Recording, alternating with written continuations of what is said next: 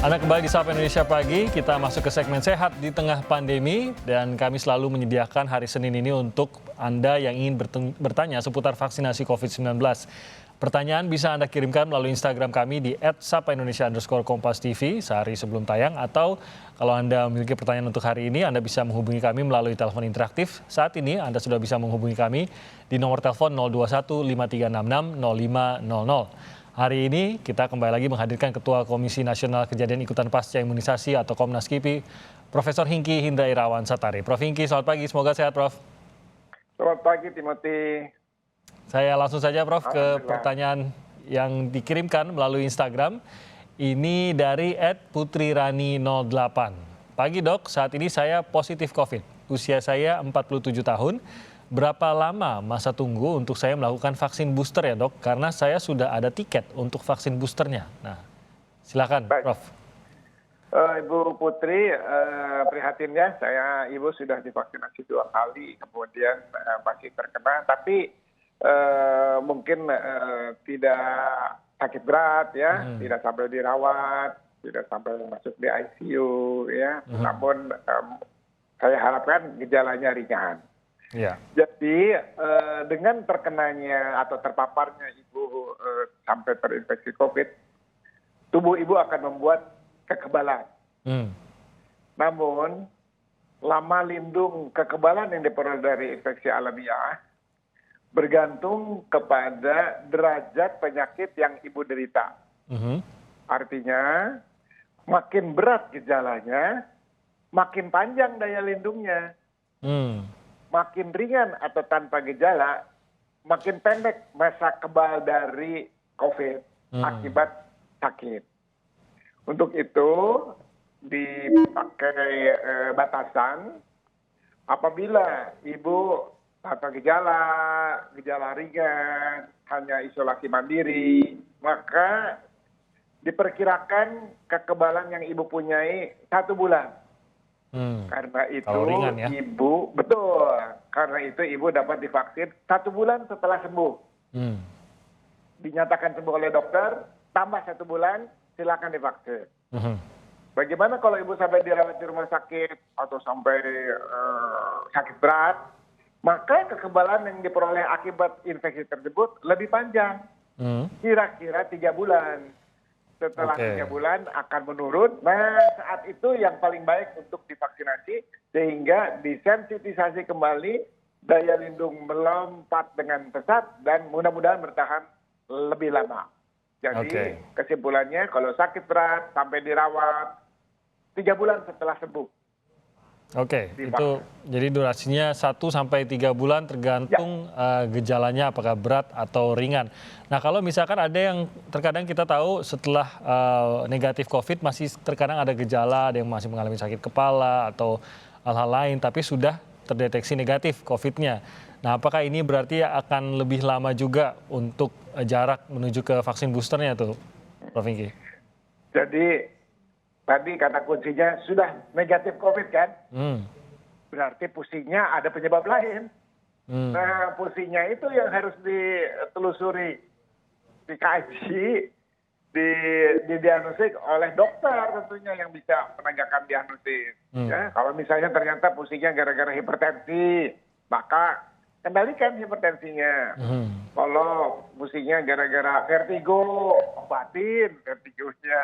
Kalau pusingnya oleh karena gangguan visus mata, harus memakai kacamata, pakai kacamata. Jadi kan pusing bukan hanya gara-gara vaksin aja, pusing bukan gara-gara COVID aja, banyak penyebabnya. Pastikan itu penyebabnya sehingga dapat dilakukan pengobatan setelah terkendali, baik minum atau tanpa obat, lanjutkan vaksinasi kalau COVID-nya negatif. Jadi patokannya tetap pada saat COVID sudah negatif, itu yang menjadi patokan. Dan yang kedua adalah gejalanya apakah ringan atau berat, tapi maksimal 3 bulan sudah bisa mengambil booster ya, sejak negatif. Baik, terima kasih Prof. Hingki sudah menjawab pertanyaan pertama. Saya lanjutkan ke penanya kedua, ini dari @rm.widya. Pagi dok, saya habis melahirkan 3 bulan yang lalu, umur saya 28 tahun, saya memiliki miom, diameter sekitar 5 cm. Apakah aman jika saya vaksin COVID jenis Pfizer Apakah tidak berpengaruh terhadap ASI dan miom yang ada di rahim saya, Dok? Silakan, Prof. Ya, terima kasih Ibu. Selamat atas kelahiran anaknya. Kemudian ternyata menderita miom, ya. Terus sedang menyusui. Jadi data menunjukkan dari uji klinis vaksin Pfizer bahwa penyuntikan vaksinasi tidak mengurangi atau tidak mengganggu, tidak mempengaruhi produksi ASI. Jadi sepanjang ibu menyusui, ibu dapat diberikan vaksin COVID Pfizer dalam hal ini. Mengenai miom, itu sebetulnya tumor jinak. Biasanya tidak memerlukan pengobatan, ya. Dan kita kembali ke itu ya prinsip umum bahwa sebetulnya vaksinasi diberikan kepada orang sehat supaya respons kekebalan yang diperoleh optimal. Jadi ibu kan sebetulnya orang sehat tapi ada, ya itu boleh disebut komorbid atau sebutkan ada penyakit. Namun penyakitnya termasuk golongan yang jinak. Nah, jadi tentu saja paling aman atau paling ideal ibu konsultasi ke dokter kebidanan bahwa rencana akan divaksin. Kalau dari saya, baik ibu menyusui maupun kalau ibu miom 5 cm tanpa gejala ya, karena miom bisa memberikan gejala kolik ya, sakit perut yang hebat, bisa menyembuhkan perdarahan ya, atau bisa menimbulkan rasa nyeri yang hebat pada waktu menstruasi. Nah itu kadang-kadang kan nanti sulit membedakannya, karena itu pastikan ke dokter kebidanan yang biasa berobat waktu melahirkan atau berobat miomnya, pastikan dalam keadaan tenang, silahkan divaksinasi. Oke, jadi sebenarnya tidak ada kontraindikasinya ya untuk ini ya, Prof ya.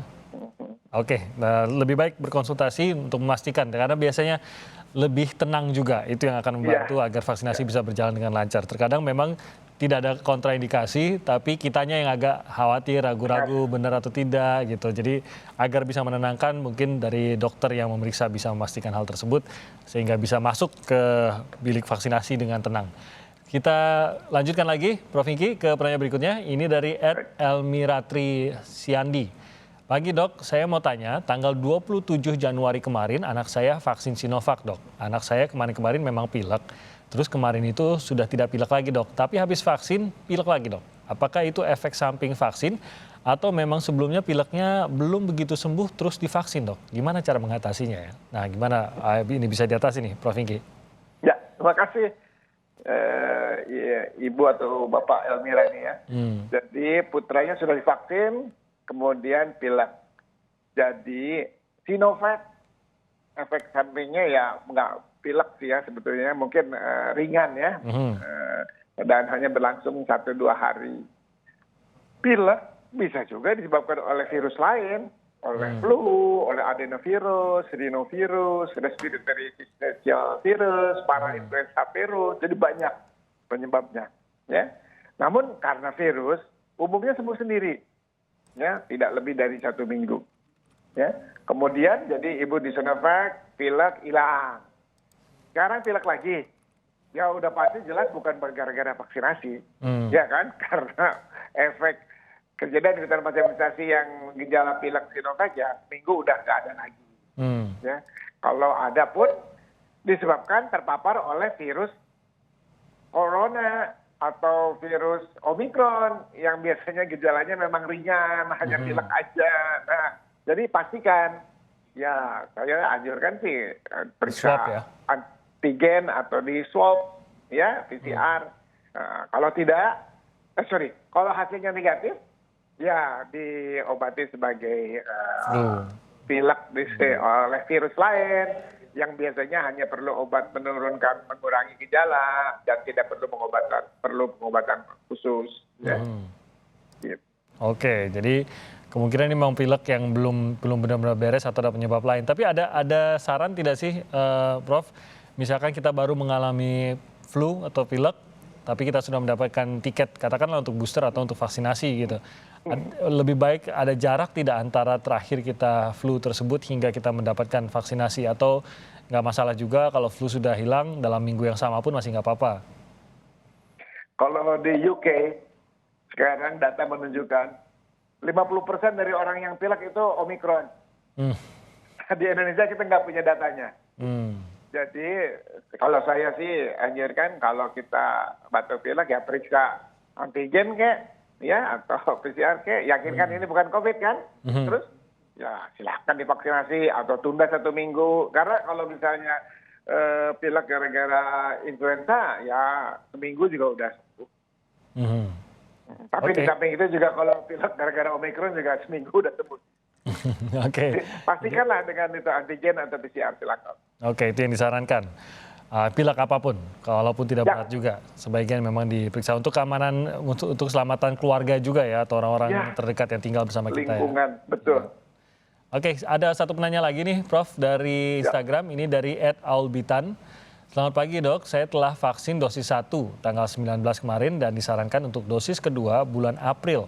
Sementara saya bulan Maret sudah harus vaksin dosis kedua dikarenakan persyaratan dari perusahaan. Nah, apakah boleh vaksin dosis kedua tidak sesuai jadwal yang ditentukan, Dok? Nah, ini mungkin memang menggunakan platform tertentu ya, sehingga membuat jarak dosisnya ini agak jauh nih. Gimana, Prof?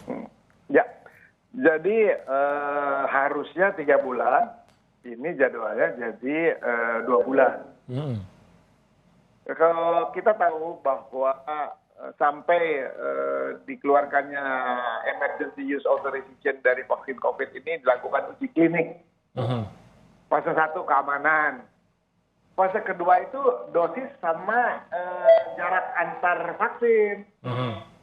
Dicari dosis yang terendah dan jarak yang optimum, gejalanya kipinya ringan dan daya lindungnya panjang.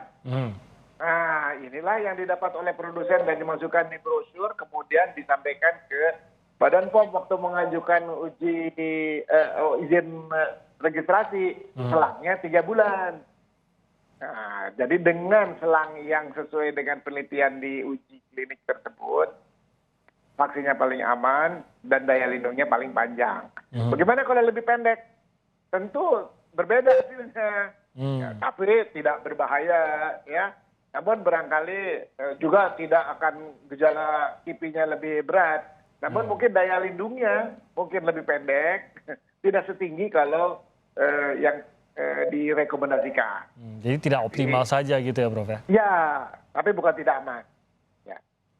Oke, tidak optimal tapi bukan berarti tidak aman gitu. Dan jadi dengan segala perkiraan ataupun hasil studi tadi sebenarnya yang takutnya yang dikorbankan adalah efektivitas atau optimalisasi dari perlindungan yang diberikan vaksin itu sendiri, tapi seharusnya tidak sampai tidak aman untuk mendapatkan vaksin tersebut.